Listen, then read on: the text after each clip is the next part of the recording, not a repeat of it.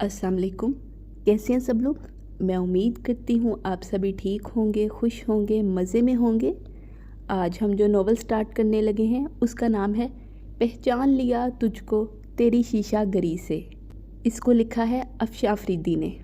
Novel की story line की बात की जाए तो नावल में जो हीरोइन है वो ज़िद्दी सी हैं और हीरो हैं वो रूड है, और साथ साथ में दोनों टीचर स्टूडेंट का रिलेशन भी है इनमें। और हीरोइन में बहुत सी चेंजिंग्स आती हैं, और वो चेंजिंग्स कैसे आती हैं, कैसे वो एक ज़िद्दी से एक सुलझी हुई और अच्छी लड़की बनती है, ये इस नावल में उसकी सारी जर्नी दिखाई गई है। आप पढ़ें और सुने। मैं उम्मीद करती हूँ कि आपको मज़ा आएगा और अच्छा भी लगेगा नावल, और आपको कुछ सीखने को भी मिलेगा इसमें। नावल स्टार्ट करने से पहले चैनल को सब्सक्राइब कर लें, और नावल अच्छा लगे तो इसको लाइक लाजमी कर दें। चलिए नावल स्टार्ट करते हैं। किंग साइज़ बेड पर पेट के बल लेटी वो बज़ाहिर मैगज़ीन में गुम थी। पूरा कमरा एक चीख नुमा म्यूज़िक से गूंज रहा था। कोहनियों के बल लेटी वो मुसलसल पैरों को गर्दिश दे रही थी। शदीद गुस्से के आसार इसके चेहरे से हवीदा थे। वो फ़िलहाल ख़ुद पर ज़ब्त करने की कोशिश कर रही थी। रह रहकर इसे डैडी पर गुस्सा आ रहा था, जिन्हें हर बार की तरह अब भी अपनी मर्ज़ी और हुक्म चलाने की ज़िद हो रही थी। मगर इस बार वो हथियार नहीं फेंकेगी। इसने सोच रखा था, बस मैंने फ़ैसला कर लिया है, मैं वही करूँगी जो मुझे सूट करता है। डैडी मुझे किसी पपिट की तरह नहीं चला सकते। इट्स माई लाइफ, सो इसे अपनी च्वाइस पर जीने का मुझे हक हासिल है। इसके ज़हन दिल ने इस मामले में मुकम्मल साज़बाज़ करके हतमी फ़ैसला कर लिया था। गोया कि वो लाख सरचड़ी, नखरीली, ज़िद्दी और ख़ुदसर थी, मगर डैडी के गुस्से बलखसूस फ़ैसला कुन जलाल के आगे इसकी सारी ज़िद और अकड़ पानी भरने लगती थी। और इस वक्त भी लाख वो ख़ुद को मजबूत बना रही थी, लेकिन दर हकीकत वो दिल ही दिल में ख़ाइफ भी थी। उफ़, आखिर ये पेरेंट्स अपने बच्चों को इनके डिसीजन पावर क्यों इस्तेमाल करने नहीं देते। एक मैच्योर लड़की होकर भी मैं सारी ज़िंदगी डैडी के फ़ैसलों पर यस सर कहती रहूँगी, जैसे मेरी तो कोई पर्सनैलिटी ही नहीं, कोई राइट, कोई डिसीजन नहीं। इसकी इख्तलाफी सोच ने इसके अंदर यकदम इस तरह भर दिया था। झटके से उठ बैठने के बाद इसने अपने बालों को मुट्ठियों में जकड़ लिया। बेबसी जब इश्तियाल में तब्दील होने लगे तो इंसान का अपने ऊपर से इख्तियार ख़त्म हो जाता है। वो इस वक्त कुछ ऐसी ही कैफियत से दो चार थी। नतीजतन पास पड़ा गिलास इसने दीवार पर खींच मारा। एक छनाके की आवाज़ गूंजी थी, मगर डेस्क से उबरती चीखम धाड़ में दब कर रह गई थी। इसने खूने आशाम नज़रों से इन किरचियों को घूरना शुरू किया ही था कि यकदम दरवाज़ा बगैर किसी दस्तक के धड़ से खुला। दूसरे लम्हे ही खुशबुओं से बसी फ्रेश सी तानिया अंदर दाखिल हो रही थी। इसके चेहरे पर यकदम बेजारी फैलने लगी। अगले ही लम्हे वो बेड पर गिरकर चित लेट गई थी। तानिया ने संजीदा नज़रों से इसे देखा और आगे बढ़कर डेक ऑफ कर दिया। नोबी, are you in your senses? तुम अपने हवासों में हो? बहरे होने का इरादा है क्या? तानिया इसके सर पर आ खड़ी हुई थी। गुस्से से इसे घूरा तो इसने बेजारी से आंखें मूंद लीं। It's none of your business. मैं डेफ हो जाऊं या डम्ब, तुम्हें टेंशन लेने की ज़रूरत नहीं। चुप करो तुम। तुम्हारे इसी बिहेवियर की वजह से अंकल इतने टेंस हैं। पूरे घर को परेशान कर रखा है तुमने। आखिर तुम चाहती क्या हो? तानिया इस वक्त बहुत खूनखार हो रही थी। अपनी मर्ज़ी से सांस लेना चाहती हूँ। इसके सवाल पर वो यकदम उठ बैठी थी। ये मेरी लाइफ है तानू, मैं इसे डैडी की डिक्टेशन के बजाय अपनी चॉइस और अपनी खुशी से गुजारना चाहती हूँ। मगर डैडी, इन्हें तो सिर्फ अपनी डिक्टेटरशिप से मतलब है, डेट्स ऑल। वो इस वक्त सख्त मुश्तिल और बिखरी हुई लग रही थी। तानिया को एहसास हुआ तो सख्ती के बजाय नरमी से बात करने का इरादा किया कि नबी थलकियानी के मोह में से वजूद को ढालने के लिए नरमी ही वाहिद हथियार थी। तो इसमें हर्ज भी क्या है नोबी? तुम खुद सोचो, अंकल को तुम्हारे MBA करने से क्या मिल जाएगा? इनका अपना वेल सेटल्ड बिजनेस है। इंटरनेशनल मार्केट तक इन्होंने कैप्चर कर रखी है। इनफैक्ट इन्हें अपने नहीं, तुम्हारे बेनिफिट्स की फ़िक्र है। तुम हायर स्टडीज़ करो, कोई प्रोफेशनल डिग्री ले लो, तो इसमें तुम्हारी अपनी भलाई है। तुम समझने की कोशिश करो तो। और अगर मैं ऐसा करना ना चाहूँ तो? اس نے نا پر خاصا زور دیا۔ یوں بھی ڈیڈی کو مجھے ہائی کوالیفائڈ دیکھنے کا نہیں، دراصل شو آف کرنے کا شوق ہے۔ زباریہ اور فارینہ کو بھی انہوں نے زبردستی میڈیکل اور انجینئرنگ کی فیلڈ میں ڈالا تھا، محض اس لیے تاکہ لوگوں پر رعب ڈال سکیں کہ ان کی اولاد کتنی انٹیلیجنٹ ہے۔ وہ سخت برگشتہ ہو رہی تھی۔ تانیہ نے لب بھینچ کر اسے سنا، پھر بولی، ہاں تو اس میں کیا برائی ہے؟ سارے پیرنٹس چاہتے ہیں کہ ان کے بچے سوسائٹی میں اپنا نام بنائیں، ایک اچھا کیریئر سیٹ کریں، مگر میں ایسا نہیں چاہتی۔ میں نے آئی کام بھی بڑی مشکل سے کلیئر کیا تھا، مگر ڈیڈی نے زبردستی مجھے بی کام میں ایڈمیشن لینے پر مجبور کر دیا۔ لیکن اب میں ڈیڈی کی نہیں سنوں گی۔ مجھے نہیں پڑھنا بزنس، نہ ہی مجھے مینجمنٹ سائنسز سے انٹرسٹ ہے۔ پلیز نوبی، دیکھو میں بھی تو تمہارے ساتھ ہوں گی نا، آخر ہم نے بچپن سے ساتھ پڑھا ہے، اور سچ مانوں میں تمہارے بغیر بہت تنہا محسوس کروں گی۔ تانیہ محبت اور نرمی سے بولی۔ نبیتھل جانتی تھی کہ یہ حقیقت ہے، مگر قصدن نظر چرا گئی۔ MBA کرنے تمہیں جنگل میں نہیں بھیجا جائے گا کہ تنہائی محسوس کرو گی۔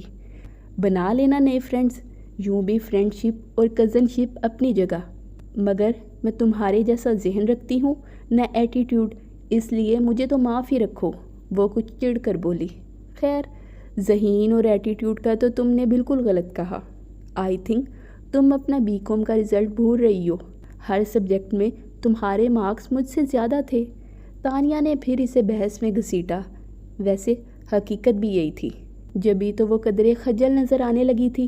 سو وٹ، بی کام کی اپنی بات تھی۔ ویسے یہ بھی پاسبل ہے کہ ڈیڈی نے اپنے انفلوئنس کے ذریعے میرے مارکس بڑھوائے ہوں۔ تانیہ کے آئینہ دکھانے پر بھی وہ ضدی پن سے کہہ رہی تھی، صاف صاف مبالغہ رہی تھی۔ Shame on you Nobi, uncle پر بلیم رکھ رہی ہو۔ یہ کیوں نہیں کہتی کہ صنوبر آفرین کی ضد میں تم نے ڈبل محنت کی تھی، محض اس سے آگے نکل جانے کے لیے، جبھی ڈسٹنکشن ملی تھی تمہیں۔ تانیہ نے اسے رگیدا تو وہ چڑ گئی، پھر یکدم ڈیٹ بن کر اٹھ کھڑی ہوئی۔ پھر بھی ان باتوں سے تم یہ ثابت نہیں کر سکتی کہ میں MBA کر لوں گی، اسپیشلی اس کنڈیشن میں کہ میرے مقابل صنوبر آفرین بھی نہیں ہے۔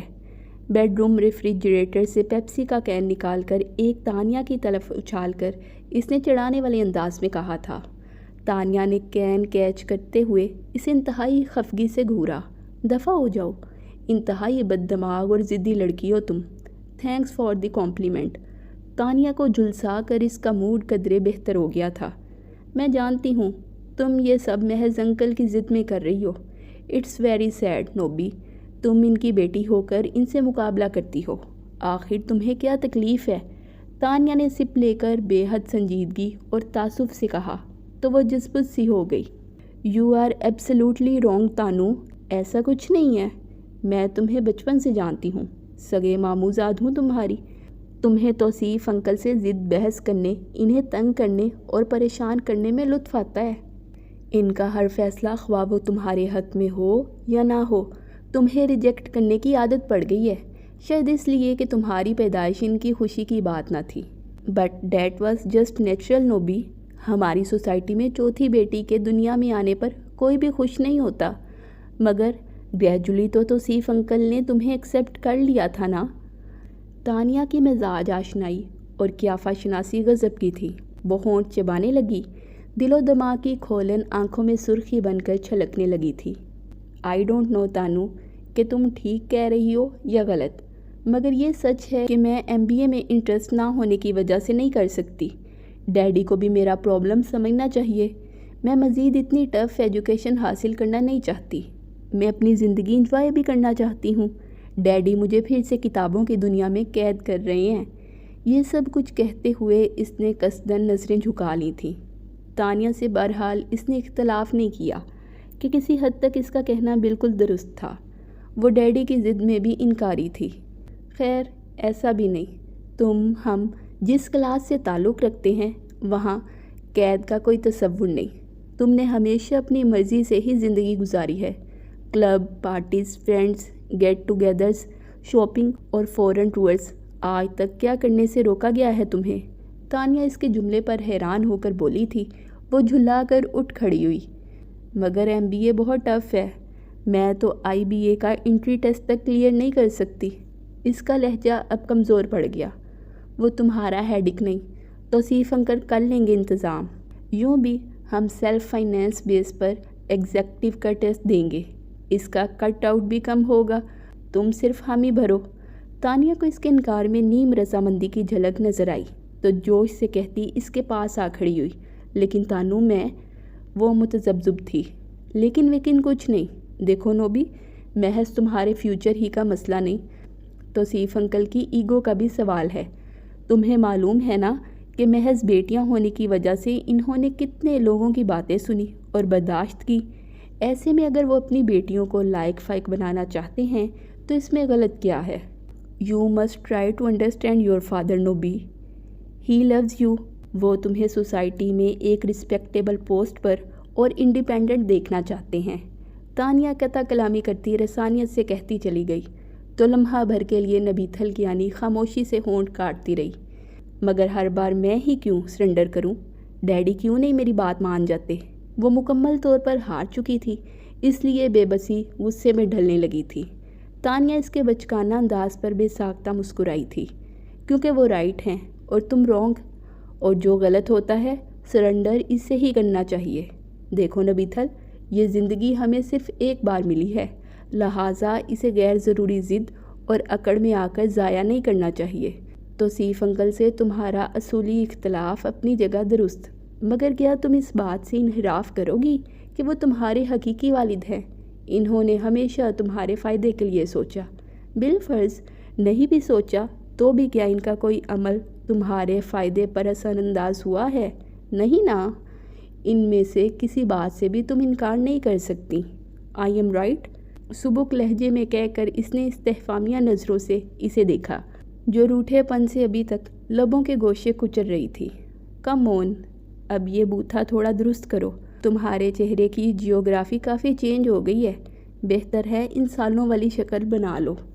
اسے بڑے پن سے تھپکتے ہوئے تانیہ نے کہا تو وہ اسے گھورنے لگی۔ ڈیڈی کی فتح کا ایک بڑا ریزن تم بھی ہو، آ کر مجھے شیطان کی طرح بہکا کر اپنے مطلب حل کروا لیتی ہو۔ مگر دیکھو، میں وارن کر رہی ہوں، اگر میں ناکام ہو گئی نا تو دوبارہ ہرگز بھی کہیں ٹیسٹ نہیں دوں گی۔ آئی مین اٹ۔ اس بار اس نے خاصی پختگی سے کہا تھا، اور اس کی پختگی کتنے گھنٹوں کی مار تھی تانیہ اچھی طرح جانتی تھی، اس لیے مسکان دبا کر تابع داری سے سر ہلا دیا۔ اب وہ اتنی بھی بچی نہ تھی۔ تانیہ کے انداز پر اسے مشکوک نظروں سے دیکھا، مگر ڈیڈی کے بلاوے کی اطلاع دیتی ملازمہ کی آواز نے اسے اپنی طرف متوجہ کر لیا۔ تانو، تم رکو، میں ڈیڈی کے پاس سے ہو کر آتی ہوں۔ اس نے تانیہ کو رکنے کا اشارہ کیا تو اس نے سکون کا سانس لیتے ہوئے فریج سے ایک اور کین نکال لیا۔ تھینکس گاڈ، اس الجبرا کے سوال سے تو نجات ملی۔ بظاہر سیدھی سادی ہے، مگر اپنے اندر بری طرح الجھا لیتی ہے۔ ٹھنڈی کولڈ ڈرنک کا سپ اس کی توانائی بحال کر گیا۔ پھر وہی ہوا جو توصیف کیانی نے چاہا۔ ابھی ان دونوں کا بی کام فائنل کا رزلٹ بھی آؤٹ ہوئے دیر نہیں ہوئی کہ ایک اور امتحان کی تیاری نے انہیں الجھا لیا۔ IBA سے انفارمیشن لٹریچر لانے کے لیے وہ دونوں ساتھ ہی گئیں، اور جب پلٹی تو ہمیشہ کی طرح ثانیہ جس قدر پرسکون تھی، وہ اسی قدر جلاہٹ کا شکار ہو رہی تھی۔ کمرے میں آتے ہی شروع ہو گئی، لگتا ہے ڈیڈی تو مجھے پڑھا کر گرے بالوں والی گرینی بنا دیں گے۔ یہ دیکھا ہے تم نے، ایسی خوفناک انگلش تو میرے اچھوں کو بھی نہیں آتی ہوگی۔ اس نے وہ کیب کا صفا گولا بنا کر تانیہ کو دے مارا، جو اس وقت جی میٹ میں محب تھی۔ کوئی خاص مسئلہ نہیں، انگلش نیوز پیپر پڑھو روزانہ، انگلش کے ساتھ ساتھ جنرل نالج بھی امپروو ہو جائے گی۔ ثانیہ مطمئن تھی۔ معاف رکھو، نیوز پیپر اور نیوز چینل نفرت کی حد تک برے لگتے ہیں مجھے۔ اس نے بآواز بلند انکشاف کیا تو تانیہ اسے دیکھ کر رہ گئی۔ وہ پورا دن تانیہ کا اسے سمجھاتے اور اس کا تانیہ کا دماغ چاٹتے گزرا۔ اگلی شام ڈیڈی نے اسے ڈرائنگ روم میں طلب کیا تھا۔ اس وقت وہ اپنے ہوم جم میں ایکسرسائز کر رہی تھی۔ لباس اور حلیہ قطعی اس قابل نہ تھا کہ کسی مہمان سے ڈرائنگ روم میں ملنے جایا جاتا، مگر اسے کسی بات کی پرواہ نہ تھی۔ اطمینان سے مصروف رہی، حتیٰ کہ تیسری بار بلاوے کے آنے پر وہ تولیے سے پسینہ خشک کرتی سیدھی ڈرائنگ روم میں جا داخل ہوئی۔ وہ لون سے گزر کے آئی تھی جہاں ابھی ابھی گیلی کھاد ڈالی گئی تھی جو جوگر سے چپک چکی تھی۔ ڈور میٹ پر رک کر اس نے جوتے صاف کرنے کی بھی زحمت گوارا نہ کی اور تیزی سے چلتی ڈیڈی کے سامنے آ رکی۔ توصیف کیانی کی جو ہی نظر اس پر پڑی، غصے اور ندامت سے ان کا چہرہ سرخ پڑ گیا۔ بیچ کلر کی سکن ٹائٹ ٹی شرٹ کے ساتھ بلیک ٹائٹس میں ملبوس اس کا پسینے سے بھیگتا وجود صاف چھپتے بھی نہیں، سامنے آتے بھی نہیں کی مکمل تفسیر تھا۔ لون کی کھاد اس کے نقش قدم بناتی اس کے پاس آ جمی تھی۔ اسٹریکنگ شدہ بال لچھوں کی صورت ادھر ادھر جھول رہے تھے۔ یس ڈیڈی، یو کالڈ می؟ ان کے احکامات سے بے نیاز وہ بڑی تابع داری سے پوچھ رہی تھی۔ توصیف کیانی نے مہمان سے نظر بچا کر اس انتہائی خوشمگی نگاہوں سے دیکھا۔ بے ساختہ سی مسکراہٹ اس کے لبوں کے گوشوں سے پھیلنے لگی۔ ان سے ملو، عراف احمد حسن، میرے بہت اچھے فرینڈ کے بیٹے ہیں۔ IBA میں فریش اپوائنٹ ہوا ہے ان کا، یہ تمہارے ٹیوٹر ہیں۔ بمشکل خود پر اور اپنے جلال پر قابو پاتے ہوئے انہوں نے اسے مخاطب کیا تو وہ قدرے چونک کر مڑی۔ اس کے بالکل دائیں طرف کلف زدہ کڑکڑاتے بلیک شلوار سوٹ میں ملبوس ایک وجیہ سراپا صوفے پر براجمان نظر آیا۔ واؤ! اس کے اندر ہی کسی نے بڑی ایمانداری سے داد دی، مگر بظاہر اس نے ڈیڈی کی طرف بڑی الجھی ہوئی نظروں سے دیکھا تھا۔ بٹ ڈیڈی، ابھی تو میری اسٹڈیز سٹارٹ بھی نہیں ہوئی، بلکہ میں نے فی الحال ڈھنگ سے اس پوائنٹ پر سوچا بھی نہیں کہ مجھے MBA کرنا ہے کہ اٹس اوکے نوبی، سوچنا آپ کا کام نہیں۔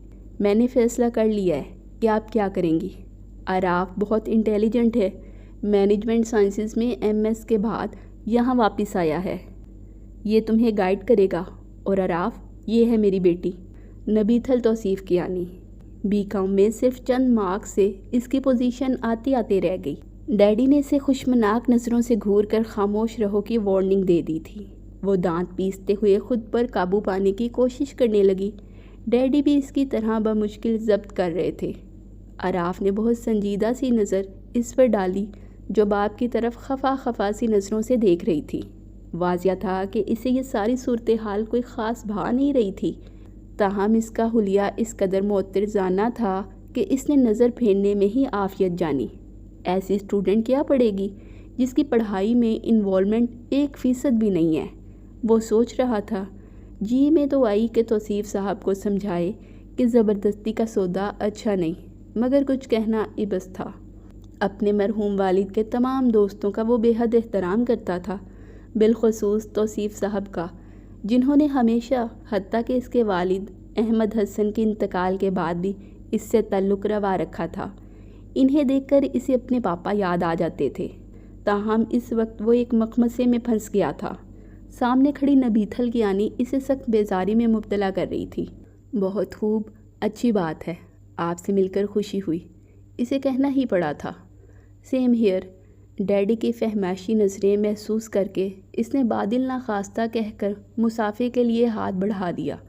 عراف نے قدرے چونک کر اس کے بڑے ہوئے گداز سڈول بازو اور مخروطی انگلیوں والے ہاتھ کی طرف دیکھا۔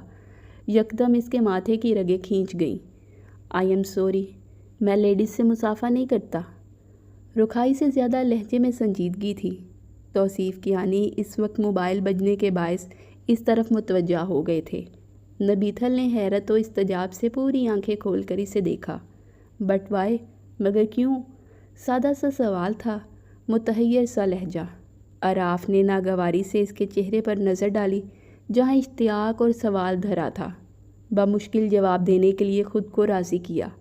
کیونکہ آپ میرے اور میں آپ کے لیے نامحرم ہیں۔ نامحرم؟ اس کی آنکھیں مزید کھل گئیں۔ وہ معتجب سی ہو کر بولی، what naan Muharram? I don't understand you. بازو سینے پر لپیٹے وہ مکمل حیرت کا تاثر دے رہی تھی۔ عراف نے ایک لمحے کے لیے تعصب اور کچھ غصے سے اس کی طرف دیکھا تھا۔ BCom تک آپ کی کمپلسری سبجیکٹ میں اسلامیت تھی یا نہیں؟ اب کہ اس نے سیدھے سباؤ سوال داغ دیا تھا۔ لہجہ ترش اور تلخ تھا۔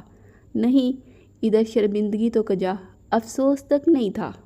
میں نے اس کی جگہ آلٹرنیٹ سبجیکٹ لے لیا تھا۔ انفیکٹ مجھے عربک پڑھنے میں مشکل ہوتی تھی۔ جس سادگی سے بتایا گیا تھا وہ عراف کے چہرے پر غضب کی سرخی لانے کے لیے کافی تھا۔ ایک جھٹکے سے اٹھتے ہوئے وہ موبائل آف کرتے توصیف کیانی کی طرف پلٹا۔ اوکے انکل، اب چلوں گا۔ ارے اتنی جلدی؟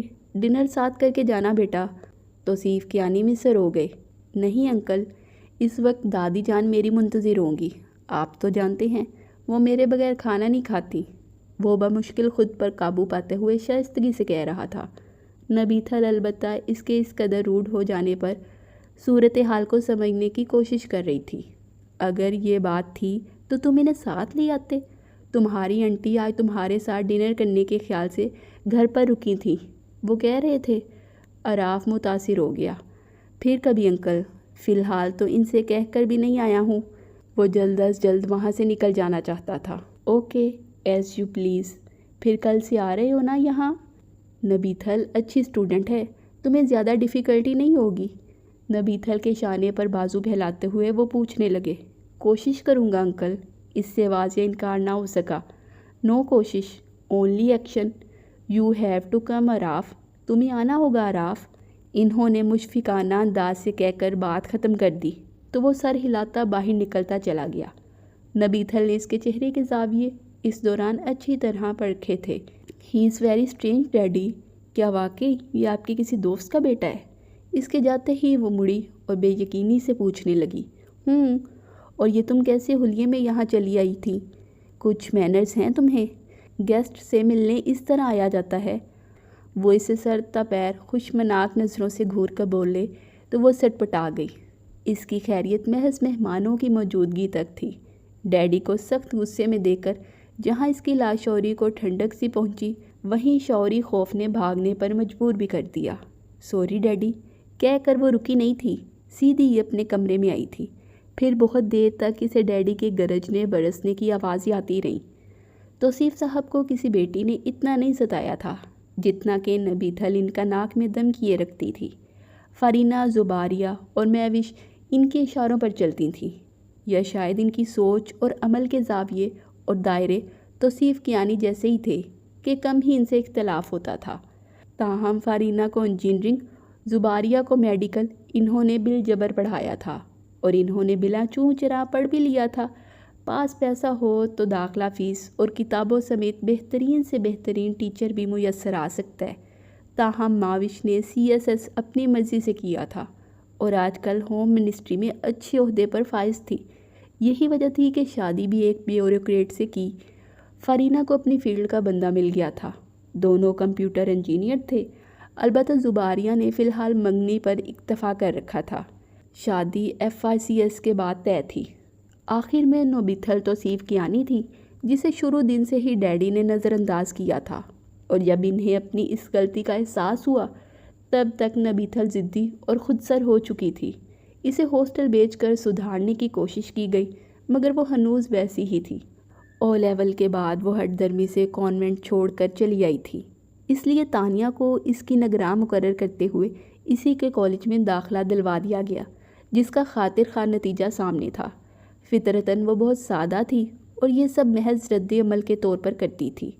عراف کو بھی انہوں نے اس لیے اسے پڑھانے کے لیے بلایا تھا کہ وہ اس کے انٹری ٹیسٹ کی تیاری کر سکے۔ دوسرے، انہیں یہ بھی خوف تھا کہ اگر نبیتھل کو کسی انسٹیٹیوٹ میں بھیج کر تیاری کرائی گئی تو ممکن ہے وہ سڑکوں پر گاڑی دوڑاتی پھرے، پڑھنے ہی نہ جائے، جبکہ وہ اس طرف سے ذہنی طور پر پرسکون ہو جانا چاہتے تھے۔ عراف کے کردار اور مزاج کو سامنے رکھتے ہوئے انہوں نے اسے نبیتھل کا ٹیوٹر مقرر کیا تھا۔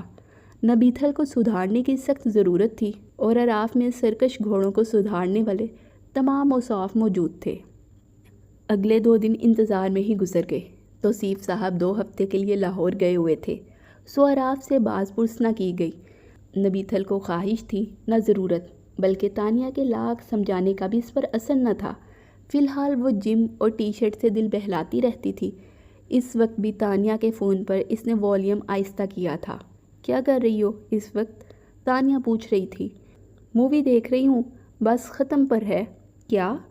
تانیہ اس کے اطمینان پر چیخ اٹھی۔ آہستہ بولو، بحری نہیں ہوں میں۔ تانیہ کا سلگنا اس کے چہرے پر ہنسی بکھیر گیا۔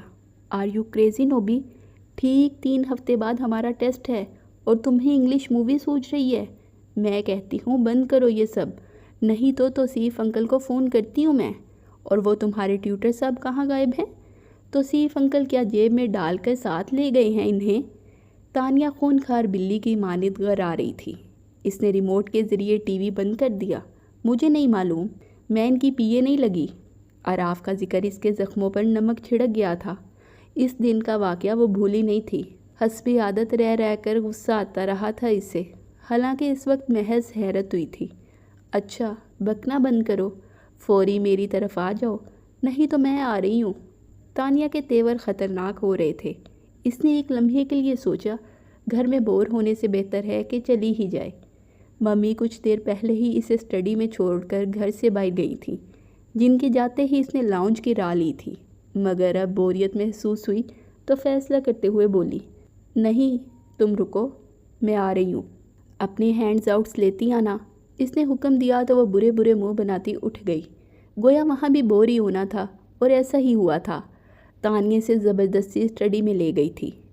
دوسرے دن خلاف توقع عراف کی آمد کی اطلاع ملی تو اس نے کوفت سے رسٹ واچ پر نظر ڈالی۔ شام کے 5 بج رہے تھے، یعنی شام کی بربادی ہونے والی تھی۔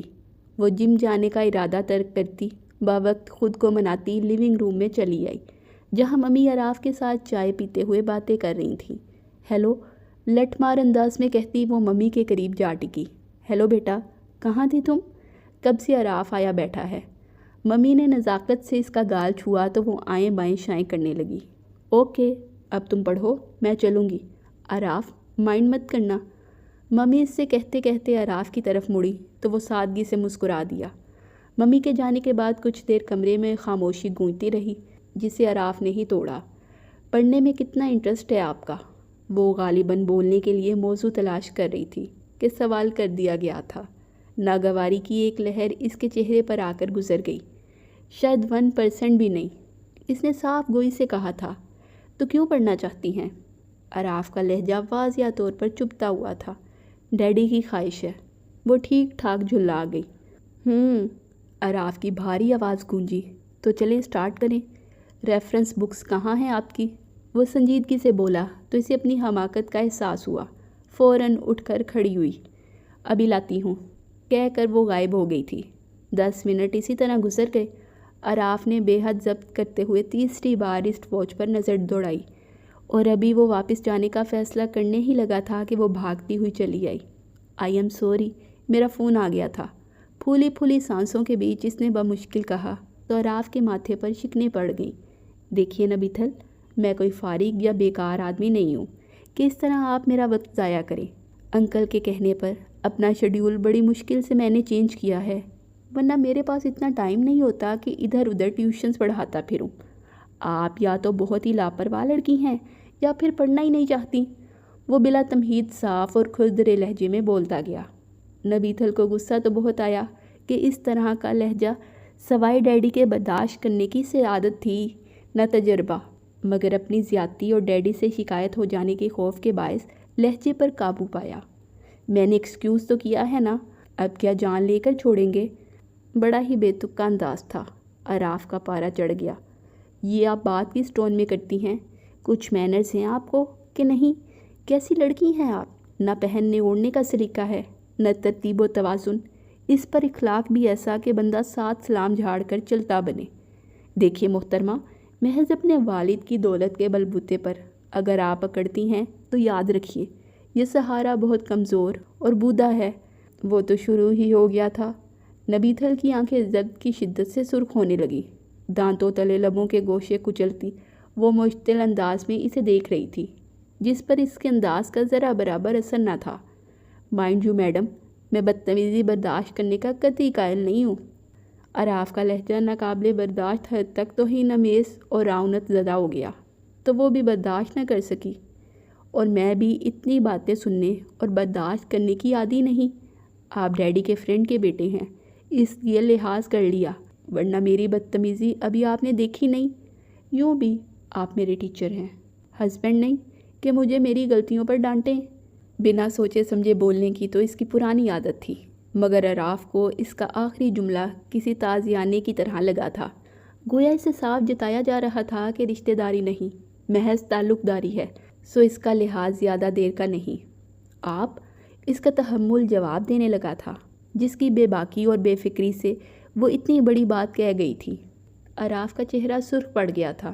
اسے سن کر وہ شاید جلال کے عالم میں اٹھ کھڑا ہوا تھا۔ جانے کے لیے قدم اٹھائے تو اسے یکدم احساس ہوا کہ وہ کیا کر گئی ہے، مگر معذرت کرنے کا تو سوال ہی پیدا نہیں ہوتا تھا۔ لہٰذا جھنجھلائے ہوئے لہجے میں عقب سے پکار کر بولی، کہاں جا رہے ہیں؟ ڈیڈی نے آپ سے مجھے پڑھانے کے لیے کہا تھا۔ جس دن پڑھنا ہو انکل سے کہہ دیجیے گا، وہ کسی اور کا انتظام کر لیں گے۔ وہ معاف کرنے کا قطعی روادار نہیں لگ رہا تھا، سو انتہائی سرد اور خشک لہجے میں کہتا تیزی سے دہلیز پار کر گیا۔ وہ ہونٹ کاٹتی رہ گئی۔ تعصب کے ساتھ ڈیڈی کے متوقع رویے کی دہشت نے اس کا خون خشک کر ڈالا تھا۔ ڈیڈی کی متوقع ڈانٹ سے بچنے کا واحد حل اسے یہی نظر آیا تھا کہ ممی سے بات کی جائے، کیونکہ 3 دن بعد وہ واپس آنے والے تھے۔ سو اپنا سارا غصہ اور بیزاری ایک طرف ڈال کر وہ ممی کے پاس چلی آئی۔ گو کہ دل سے اسے اپنی غلطی کا اتنا افسوس بھی نہ تھا، مگر بس ڈیڈی کا خوف حاوی تھا۔ آخر تم کب سدھرو گی نوبی؟ کوئی نہ کوئی مشکل کھڑی کرتی رہتی ہو۔ تمہیں اندازہ ہے کہ تم مجھے اور توصیف کو کس قدر ٹینس کرتی ہو؟ ممی تو سنتے ہی ہتھے سے اکھڑ گئی تھی۔ وہ کان دبا کر سنتی رہی کہ ڈیڈی کے برسنے سے ممی کا گرجنا بہتر تھا۔ میں نے کہا تو ہے سوری، ان سے بھی کہا تھا۔ صاف جھوٹ بولا، کیا کرتی؟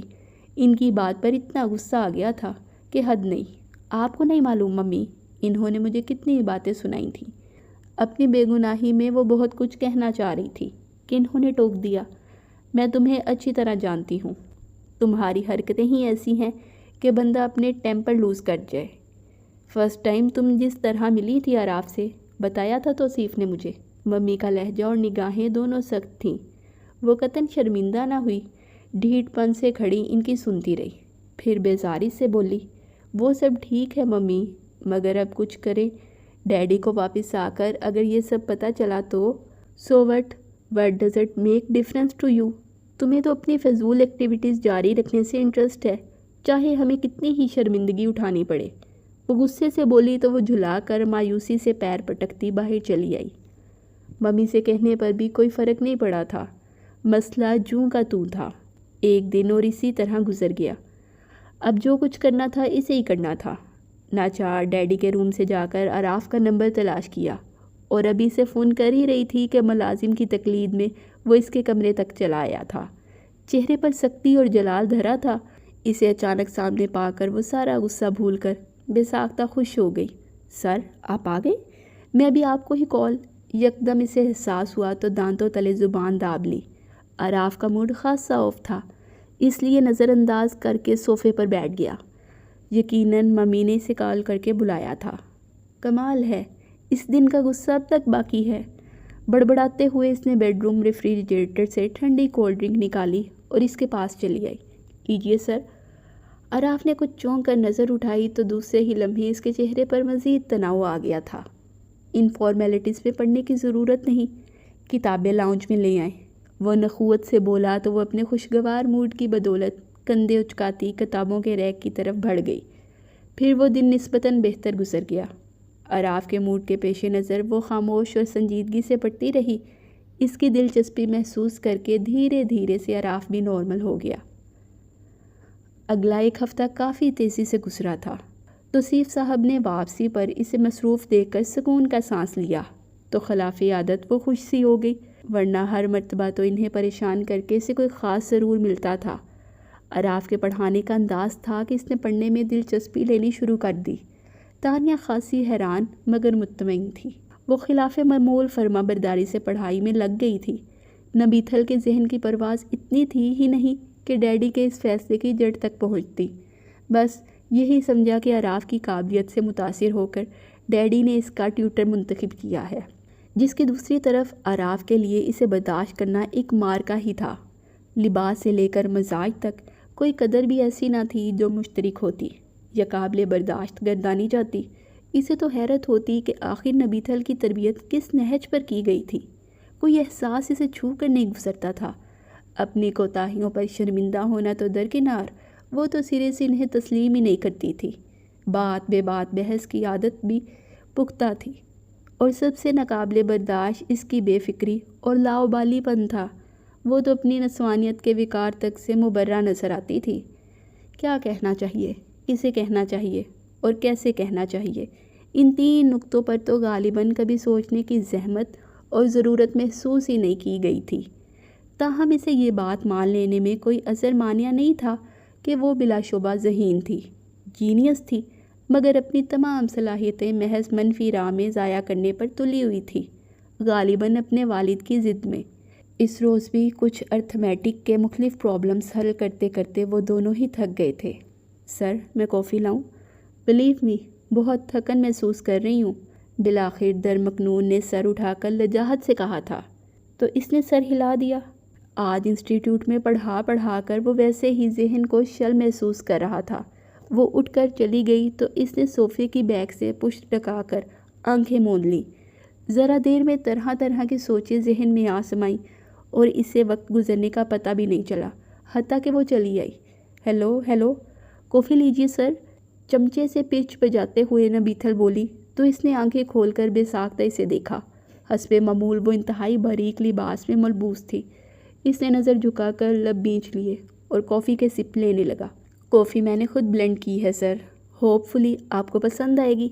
اس کے چہرے سے عیاں ہوتے جلال سے قطع نظر وہ بڑے اطمینان سے اس کے مقابل بیٹھ گئی تھی۔ جواباً وہ خاموشی سے سپ لیتا رہا۔ کافی اچھی تھی۔ کپ واپس کرتے ہوئے وہ قدرے مسکرا دیا۔ مقصد اس کی حوصلہ افزائی کرنا تھا جو اس کے تبصرے کے منتظر بیٹھی تھی۔ تھینک گاڈ آپ کو اچھی لگی۔ تانو تو فضول میں ہی ہمیشہ برائی کرتی ہے۔ ویسے سر، آپ خود بہت اچھے ہیں۔ میں نے آپ جیسے مہربان لوگ بہت کم دیکھے ہیں۔ I am really impressed by you. خوش ہو کر کہتے کہتے وہ کچھ سنجیدہ ہو چلی تھی۔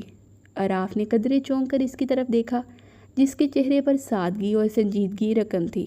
وہ خاموش رہا تو وہ کچھ جھجکتے ہوئے کہنے لگی، ویسے سر، آپ نے میرے اس دن والے مس بیہیو پر مجھے ایکسکیوز تو کر دیا ہے نا؟ میں ریلی اس دن بہت ہارش ہو گئی تھی۔ I am sorry for that. اس کی توقع کے برعکس وہ معذرت کر رہی تھی۔ اراف کے لبوں پر مبہم سی مسکراہٹ تیر گئی۔ اٹس آل رائٹ، غلطی پر نادم ہو جانا ہی اصلاح کی پہلی سیڑھی ہے۔ آئی ہوپ آئندہ آپ کیئرفل رہیں گی۔ اس کا انداز مربیانہ تھا۔ Hope so. ان فیکٹ مجھے غصہ بہت جلدی آ جاتا ہے، اور سچ تو یہ ہے کہ میں پڑھنا نہیں چاہتی تھی، اس لیے سارا غصہ آپ پر نکال دیا۔ بعد میں مجھے بہت افسوس بھی ہوا، مگر آپ میری توقع سے زیادہ اچھے نکلے۔ میں سمجھی تھی ڈیڈی کے دوست کے بیٹے ہوں گے تو پھر ڈیڈی ہی کی طرح کے ہوں گے، وہ صاف گوئی سے کہہ رہی تھی۔ لہجے میں ہلکا سا طنز بھی تھا۔ اور آپ کے ڈیڈی کیسے ہیں؟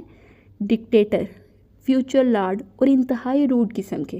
گو کے روڈ آپ بھی لگتے ہیں، مگر اتنے ہیں نہیں۔ یہ سارا پروفیسری کا چکر ہے، بندے کو روب ڈالنے کی عادت پڑ جاتی ہے۔ وہ بڑے شگفتہ موڈ میں تھی۔ اراف بے ساختہ مسکرا دیا۔ تو گویا آپ نے واقعی میرا ہرٹنگ رویہ دل سے بھلا دیا۔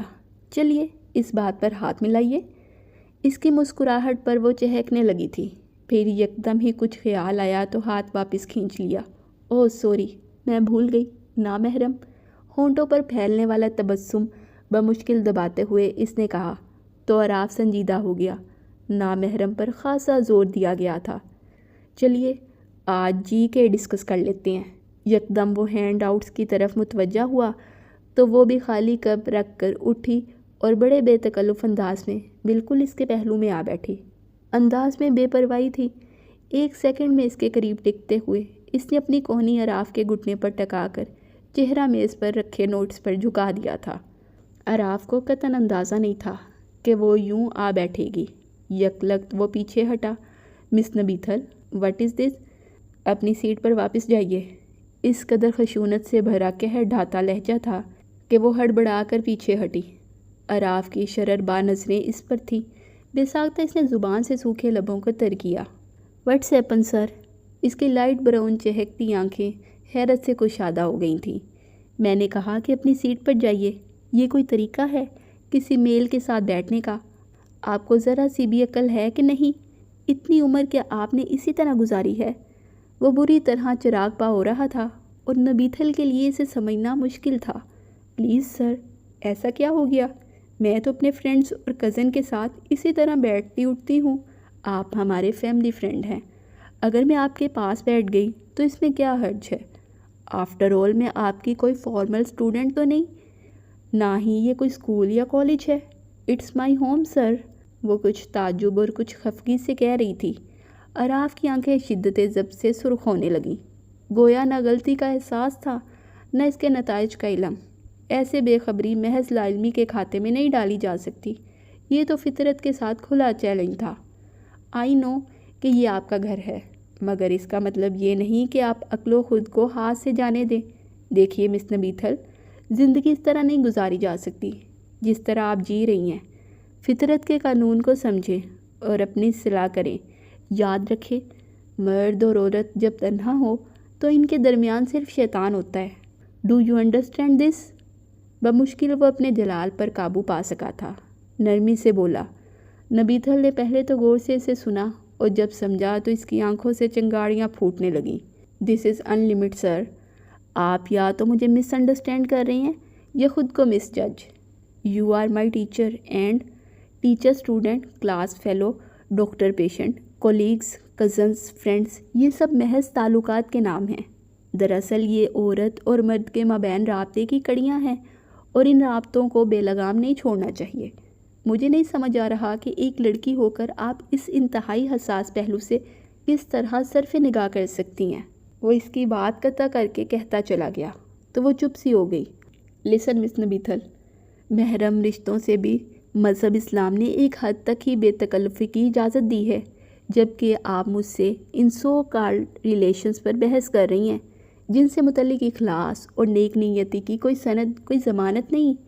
اس کا لہجہ محض ناصحانہ ہی نہیں رہا بلکہ ناگواری کی آنچ سے بھی سلگ رہا تھا۔ مگر یہ سب تو بندے بندے پر ڈیپینڈ کرتا ہے نا سر، ہم کس کے دل میں جھانک کر تو نہیں دیکھ سکتے۔ یوں بھی میرا ویو آف تھنکنگ تو یہی ہے کہ گڈ مائنڈ گڈ فائنڈ، ہم اچھے ہوں گے تو سب اچھے ہو جائیں گے۔ وہ اب کچھ دھیمی ہو گئی تھی، اپنے مخصوص انداز میں بولی۔ یہ محض خام خیالی ہے آپ کی، کسی فینٹیسی میں رہتی ہیں آپ۔ سانپ کی فطرت ڈسنا ہے تو ڈسے گا ہی، خواہ آپ اسے دودھ ہی کیوں نہ پلائیں۔ انسانی فطرت کو اللہ تعالیٰ نے جس مخصوص سانچے میں ڈھالا ہے وہی اس کی آزمائش کا ذریعہ ہے۔ نفس کو قابو کرنا انتہائی مشکل ہے اور اسے بے لگام چھوڑ کر آگ سے کھیلنے کا تماشا دیکھنا انتہائی خطرناک ثابت ہو سکتا ہے۔ یہ قانون قدرت اور حکم خداوندی سے سری روح گردانی ہے۔ عراف نے سختی اور اعتماد سے اس کا فلسفہ رد کر دیا تھا۔ اس کے لہجے سے عاقبت ناندیشی کا رنگ جھلکنے لگا تو نبیتھل جذبت سی ہو گئی۔ پتہ نہیں آپ کیا کہہ رہے ہیں سر، ایک میں ہی نہیں لاکھوں لوگ اسی طرح زندگی گزار رہے ہیں، تو کیا وہ مسلمان نہیں؟ میں نے یہ نہیں کہا، بلا شبہ بہت سے لوگ عقائد کی روح سے تو مسلمان ہیں مگر عملاً وہ اس دین فطرت کی روح سے کوسوں دور ہیں۔ یوں بھی اگر دنیا کے تمام انسان کسی برائی میں مبتلا ہو جائیں تو وہ برائی اچھائی میں نہیں بدل جائے گی۔ میجورٹیز اتھارٹی کا قانون محض دنیاوی معاملات پر لاگو کیا جا سکتا ہے، دینی مسائل میں نہیں۔ غلط غلط ہے اور صحیح صحیح ہے، خواہ اس کا ماننے والا دنیا میں صرف فرد واحد ہی کیوں نہ ہو۔ اکثریت کی بے راہ روی کو سند بنا کر آپ نہ صرف اپنے حق میں برا کر رہی ہیں بلکہ آنے والی نسل کی تباہی کا لاشعوری طور پر آغاز بھی کر چکی ہیں۔ نبیتھل کا اثر اسے آتشی بھالے کی طرح لگا تھا۔ مدل اللہجے میں بولا تو اس کے استدلال اور جامعہ نکات پر مشتمل گفتگو نبیتھل کو لاجواب کر گئی، مگر لاجواب ہونا قائل ہونے کی دلیل نہیں۔ شاید اسی لیے وہ کچھ اٹک کر کہنے لگی تھی، پلیز سر، آپ مجھے مس انڈرسٹینڈ کر رہے ہیں، میں کوئی ایکسکیوز پیش نہیں کر رہی تھی، محض یہ بتا رہی تھی کہ آج کے اس ہائی ٹیک دور میں، اس کمپیوٹر ایج میں ایسی باتیں کون سوچتا ہے؟ لوگوں کے پاس اتنا ٹائم نہیں ہے کہ اس مشکل میں پڑ کر رہ جائیں۔ آج مرد و عورت ساتھ مل کر شانہ بشانہ کام کر رہے ہیں۔ اگر وہ سب آپ کی طرح سوچنے لگیں تو وومن لبرٹی اور women's freedom of speech and work کا تو کانسیپٹ ہی ختم ہو جائے، اس کنٹری کی پروگریس رک جائے گی۔ نبیتھل کا انداز سادہ تھا۔ تو یہ کانسیپٹ آیا کہاں سے ہے؟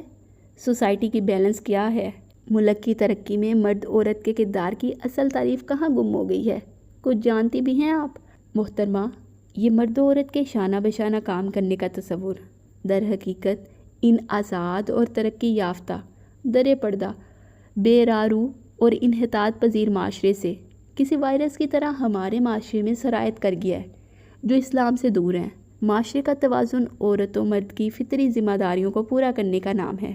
عورت کا کام ہے گھر میں رہ کر گھر کی دیکھ بھال کرنا اور بچوں کی اچھی تربیت کرنا، جبکہ کسب معاش مردوں کا شعبہ ہے۔ عورت کا گھر سے باہر کھینچ کر لانا آپ کے نزدیک ترقی پسندی ہوگی، جبکہ میں اسے عاقبت ناندیشی اور فطرت کے خلاف ورزی گردانتا ہوں۔ وہ الگ بات کہ اگر کسی عورت کے لیے کوئی کمانے والا نہیں اور اسے جاب کرنی پڑے یا اپنے شوہر کی ہیلپ کرنی ہو۔ دھیمے لہجے میں وہ انتہائی معتدل انداز اختیار کیے ہوئے تھا۔ نبیتھل نے کچھ حیرت سے اس کی طرف دیکھا۔ یہ فلسفہ، یہ انداز فکر، اسے ایک لمحے کو شبہ ہوا، کیا واقعی یہ شخص ایم ایس ہے جس کی ساری زندگی اسی شہر میں گزری ہے، جس نے یورپ سے ڈگریاں لے رکھی تھیں؟ تو گویا آپ کا مطلب عورت کو گھر میں ایک ڈسپوزیبل ٹیشو کی طرح پھینک دینا چاہیے، اس کی صلاحیتوں اور ذہانت کو زنگ لگا دینا چاہیے، محض اسے فیملی بڑھانے کی مشین سمجھ کر، اور اس کی تعلیم کو میل شونزم کے گھٹیا فلسفے تلے دبا دینا چاہیے؟ How conservative you are! مجھے تو یقین نہیں آ رہا سر کہ آپ نے اس سینچری میں آنکھ کھول لی ہے۔ اس صدی میں آنکھ کھولنے کا مطلب یہ تو نہیں کہ انسان اپنے مذہب کو دقیانوسی سمجھ کر رد کر دے۔ کیا آپ کو علم نہیں کہ مذہب اسلام قیامت تک کے لیے انسانوں کے لیے لازم کر دیا گیا ہے؟ قرآن میں رب کریم کا ارشاد ہے، آج کے دن ہم نے تمہارا دین مکمل کر دیا اور تم پر اپنی نعمت کو تمام کر دیا۔ تو وہ دین جو تکمیل پا چکا، آپ اس میں کس قسم کی تبدیلی کی منتظر ہیں؟ رسانیت سے کہتے ہوئے اس نے حتی الامکان طنز سے پرہیز کیا۔ نبیتھل جذبت سی ہو گئی تھی، پھر بھی ہار نہ مانتے ہوئے بولی، شاید آپ کا وے آف تھنکنگ ٹھیک ہی ہو، مگر جیسے جیسے سوسائٹی اپنی ویلیوز بدل رہی ہے، تھوڑی بہت تو ایڈجسٹمنٹ کرنی پڑے گی نا، نہیں تو ہم بالکل ہی آئسولیٹ ہو کر رہ جائیں گے۔ مذہب اور گھر کی ڈیکوریشن میں فرق ہوتا ہے میڈم۔ مذہب میں ایڈجسٹمنٹ نہیں کی جاتی، یہ گھر کی سجاوٹ نہیں ہے کہ فیشن کے حساب سے اسے تبدیل کرایا جائے، بلکہ ہمیں اپنا لائف سٹائل دین کے مطابق ایڈجسٹ کرنا ہوتا ہے۔ رہ گئی الگ رہ جانے اور اکیلے ہو جانے کی بات، تو جس کے ساتھ خدائے بزرگ و برتر ہے، اسے دنیا کی پرواہ نہیں کرنی چاہیے۔ انسان عبداللہ ہے، اللہ کا بندہ ہے، اور اللہ کا نیک بندہ وہ ہے جو عبادت کرے، اس کی پیروی کرے اور ایمان لائے اس پر۔ ہمیشہ کوئی اس دنیائے فانی میں نہیں رہتا، تو جو چیز فنا ہو جانے والی ہے، جسے ایک نہ ایک دن چھوڑ ہی جانا ہے، اس کو کھو دینے کا خوف سراسر حماقت ہے۔ وہ پھر اسے معتدل انداز میں رد کرتا گیا تھا۔ میں حتی الامکان کوشش کر کے اپنے مذہب پر قائم ہوں، تو کیا دنیا کو میں نے یا دنیا نے مجھے چھوڑ دیا ہے؟ اب کہ وہ کڑے لہجے میں پوچھ رہا تھا۔ نبیتھل نے قائل ہوتے ہوئے نظر جھکا لی، تاہم چہرے سے بیزاری جھلک رہی تھی۔ عراف نے چند سیکنڈ اس کے چہرے کو باغور دیکھا، پھر سر جھٹک کر رسٹ واچ پر نظر ڈالی اور اٹھ گیا۔ کہاں چلے؟ نبیتھل نے چونک کر پوچھا۔ میرا خیال ہے آج کے لیے اتنا کافی ہے، اگر آپ سمجھے تو۔ فی الحال میرا جانا ہی بہتر ہے، وہ یکدم بے تاثر لہجے میں کہتا دروازے کی طرف بڑھا، تو نبیتھل ڈھیلے ڈھیلے قدموں سے چلتی اس کے پاس چلی آئی۔ اللہ حافظ، وہ پلٹا۔ بائے سر۔ رسمی سے مسکراہٹ اس نے لبوں پر سجائی تو عراف رک گیا۔ جاتے جاتے ایک بات اور کہوں نبیتھل، لفظ عورت کے معنی ہیں پردہ کرنے والی چیز۔ عورت ڈھکی ہوئی ہی اچھی لگتی ہے۔ ایک حدیث نبی صلی اللہ علیہ وآلہ وسلم کا مفہوم ہے، لباس پہننے کے باوجود برہنہ نظر آنے والیاں، یعنی انتہائی باریک لباس پہننے والیاں، خود کو مردوں کی جانب مائل کرنے اور مردوں کو اپنی جانب مائل کرنے والیاں نہ تو جنت میں داخل ہو سکیں گی اور نہ اس کی خوشبو سونگھ سکیں گی، حالانکہ جنت کی خوشبو 500 سال کی مسافت تک پہنچتی ہے۔ اس سے بڑی حلاوت سے کہنا شروع کیا تھا، یہ بہت بڑی وعید ہے اگر غور کیا جائے۔ لباس ستر پوشی کے لیے استعمال ہوتا ہے، اور اگر وہ اس مقصد میں ناکام رہے تو ناحق پیسے کا ضیاع ہے۔ ساتھ ہی یہ طریقہ دوسروں کو اپنی جانب متوجہ کرنے کے زمرے میں بھی آ سکتا ہے۔ آپ ایک اچھی لڑکی ہیں، امید ہے آئندہ خیال رکھیں گی۔ دھیمے لہجے میں کہہ کر وہ تو چلا گیا، مگر نبیتھل کو جیسے بھڑکتی آگ میں دھکیل گیا۔ یقیناً اس پر ہی چوٹ کی گئی تھی، وہ بری طرح سلگ کر رہ گئی۔ دھڑ دھڑ کرتی جس وقت اپنے کمرے میں آئی، اس کے اعصاب بری طرح چٹک رہے تھے۔ ڈیم اٹ، اسٹوپڈ، اپنے آپ کو سمجھتا کیا ہے؟ بہت نیک ہے، پارساں ہیں، لیکچر جھاڑتے ہیں، حدیثیں سناتے ہیں۔ ایک ایک کر کے چیزیں کارپیٹ پر پھینکتے ہوئے وہ حسب معمول اپنا غصہ نکال رہی تھی کہ بے ساختہ نظر ڈریسنگ ٹیبل کے آئینے پر پڑی۔ آئس بلو کلر شفون کے شلوار سوٹ اور نیٹ کے دوپٹے میں ملبوس وہ واقعی ڈھک کر بھی ڈھکی ہوئی نہیں لگ رہی تھی۔ باریک کپڑے اور ہلکے نفیس رنگ نے اس کی گندمی رنگت بآسانی چھلکا رکھی تھی۔ یکدم احساس ندامت سے اس کی نظر جھک گئی۔ غصے سے تن اعصاب ڈھیلے پڑ گئے۔ گویا کہ عراف نے غلط نہیں کہا تھا۔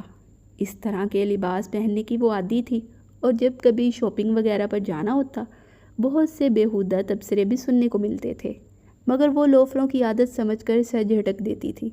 کبھی یہ جاننے کی کوشش ہی نہیں کی کہ خود اس نے ایسے لوگوں کو بڑھاوا دینے کا حوصلہ آزما رکھا تھا۔ ترغیب کے لیے عملاً جو کچھ کیا جا سکتا ہے اس میں سے 20% تو وہ کرتی ہی تھی۔ فیشن کے نام پر عریاں لباس اور ماڈرنزم کے نام پر بے راہ روی کی تو وہ خود قائل تھی۔ اس پر مستزاد بناؤ سنگار اور ادا و انداز وہ کسی زاویے سے بھی پیچھے نہیں رہتی تھی، بلکہ سچ تو یہ تھا کہ صنف مخالف سے ملنے والی داد و تحسین اسے اچھی بھی لگتی تھی۔ اپنے حلقے میں اس کی ایک پہچان تھی، مگر آج عراف کے لبوں سے نکلنے والے آتشی جملے مانند ناگ اس کے ذہن و دل سے لپٹ گئے تھے۔